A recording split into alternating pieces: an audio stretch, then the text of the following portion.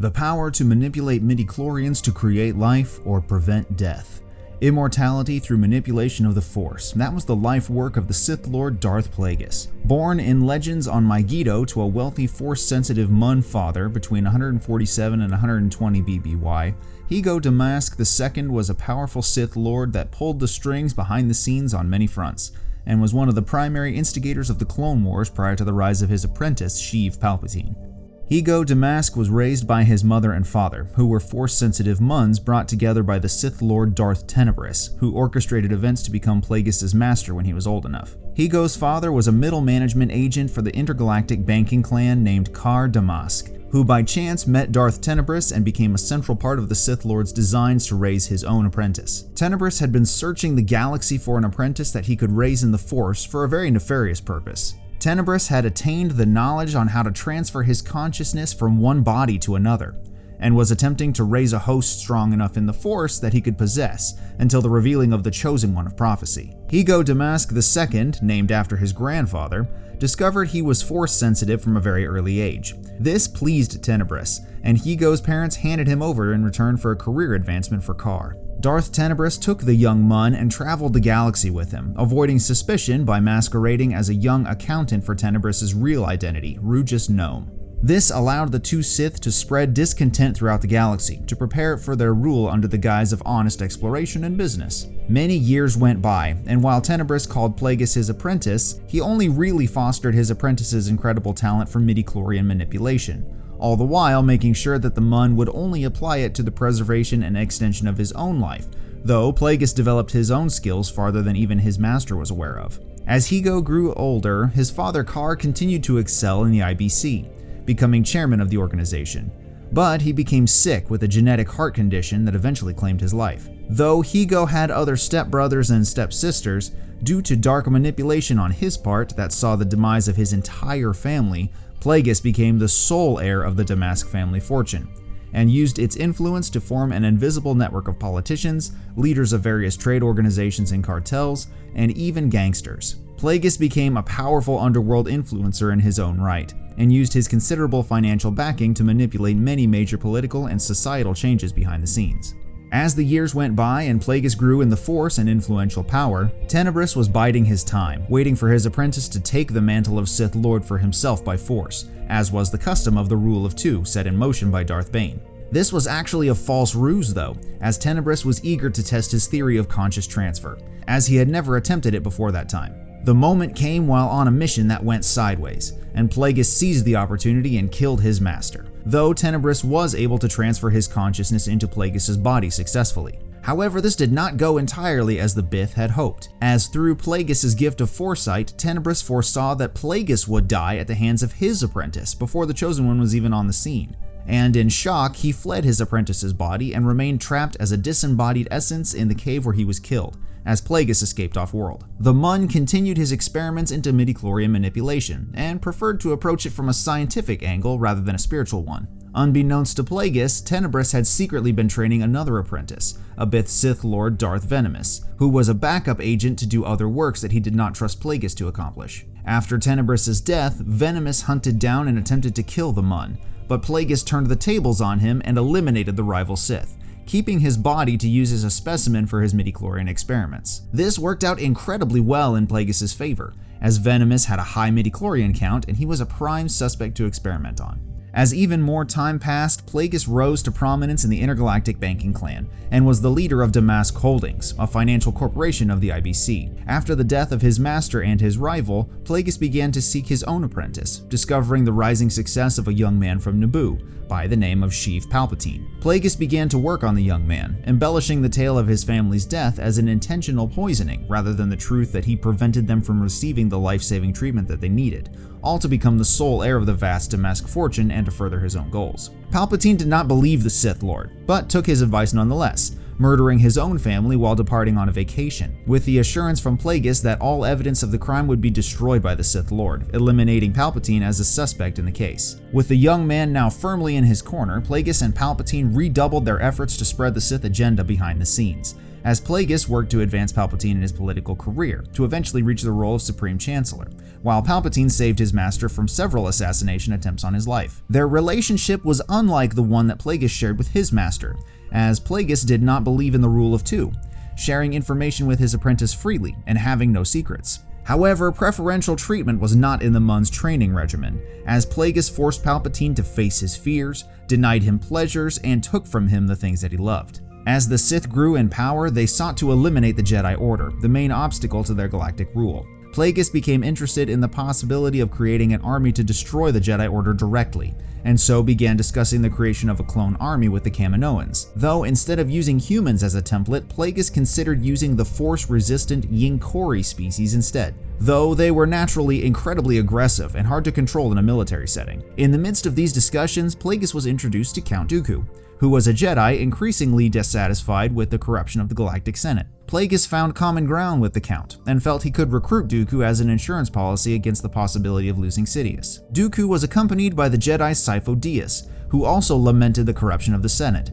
but he did not want to admit the possibility of war out of his loyalty to the Republic. As Plagueis continued to weave his plans together, and despite his meticulous scheming from the shadows, the Dark Lord was attacked on numerous occasions by assassins, and though he managed to repel many of their attacks, one assault in particular took him by surprise, and left him grievously injured, as a considerable part of his face was severed by a decapitator disc, cutting his trachea and forcing the Mun to wear a respirator device to survive, much like the one Darth Vader would wear many years later. This attack led Plagueis to become even more of a recluse, and for the next 20 years, he lived as a hermit and devoted most of his time and energy to the study of midichlorians, experimenting on Darth Venemous's body, and even managing to resurrect it and kill it several times, until the Bith's organs finally gave out and he died. While Plagueis was occupied by this, Palpatine handled the political arena and the advancement of the Grand Sith Plan, bringing on a young Darth Maul to act as his own Sith apprentice, which Plagueis allowed because he did not hold to the rule of two as Darth Bane did. This was where Palpatine and Plagueis' philosophies diverged,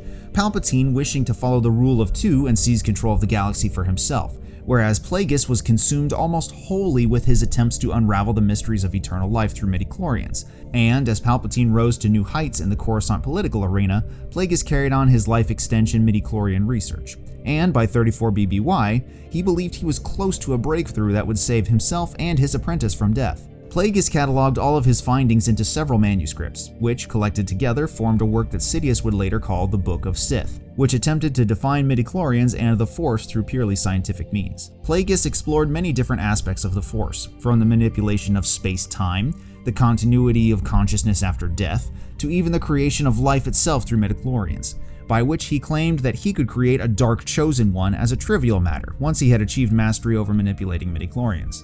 This led to the Sith Lord and his apprentice attempting to tip the balance of the scales regarding the Force to favor darkness, to help in their upcoming rise against the Jedi and the Republic, and attempted to will a dark being of their own design into existence, pouring their malice into the Force to influence the thousands of midichlorians spread throughout the galaxy. Though this attempt failed, and Plagueis went back to his studies of preserving his own life, eventually achieving a level of midichlorian control that allowed him to kill and resurrect sentient beings, as well as regenerate damaged or aged portions of his own body. While he was a scholar primarily, Plagueis was a very capable fighter, being able to absorb blaster bolts and channel them into Force lightning, and he could also make his body too tough for blunt attacks to harm him to an extent. Despite their failure in creating a dark side chosen one for themselves, Plagueis and Palpatine eventually became aware of the powerful Anakin Skywalker, who had been born around the same time that they had saturated the galaxy with the dark side. Plagueis was convinced that the Force had retaliated against the Sith Lords and created a light side chosen one, and became determined to stop the boy from falling into the hands of the Jedi. He ordered Sidious to have Darth Maul kill Qui-Gon Jinn so that the Jedi would not accept Anakin, and Sidious, as added insurance, ordered that both Jinn and Obi-Wan Kenobi be killed. So Plagueis allowed Darth Maul to use his Scimitar-class Sith infiltrator vessel to do the job. After the failure of the Trade Federation at the Battle of Naboo, Plagueis shifted gears, and instead of raising an army to fight against the Jedi, he instead sought to pit the Republic against the Jedi, making them appear to be the enemies of peace and justice rather than its guardians. He then considered having the Kaminoans create an army that would fight alongside the Jedi initially, earning their trust through numerous battles before ultimately betraying them. He then began to orchestrate the creation of the clone army through the misguided Jedi Master Sifo Dyas, in the persona of the wealthy financier Higo Damask. Plagueis prepared the finances and arranged for Sifo-Dyas to meet with the Kaminoans, after Count Dooku recruited Jango Fett to be the genetic template through a series of grueling tests to seek out the best bounty hunter in the galaxy. Sadly, Sifo-Dyas was little more than a galactic scapegoat and was killed to eliminate loose ends after his task was complete. With the clone army effectively in place for when the time was right, Plagueis went back to his studies, as he felt he was so close to a breakthrough that would preserve the Sith for eternity. Palpatine was elected to the position of Supreme Chancellor, and the pair celebrated in private with a choice Celestin wine, though Plagueis could not have foreseen the events that would take place at this fateful celebration. Palpatine forced the Mun to drink himself to the point of sleep, and then went to leave the celebration in peace. However, the dark side called to the Sith apprentice, and the opportunity to surpass Plagueis was too enticing to resist. Palpatine hurled Force Lightning at Plagueis, destroying the Sith's respirator device, causing the Mun to wake up and suffocate, all while Palpatine mocked him for his weakness. As the Sith Lord perished, his body released an explosion of dark side energy, though none realized the true extent of this monumental change in the balance of power. Palpatine ascended to be the reigning Sith Lord, and took Count Dooku as his new apprentice, and together they proceeded to orchestrate the downfall of the Jedi Order and the Republic, while the death of Higo Damask II went barely noticed by the galaxy at large, and members of the intergalactic banking clan refused to release any information about Damask's funeral or about the disposition of his holdings. But secretly, Darth Sidious cremated his master's body and kept the ashes in one of the 2 spirit urns he kept at the entrance to his private office on Coruscant.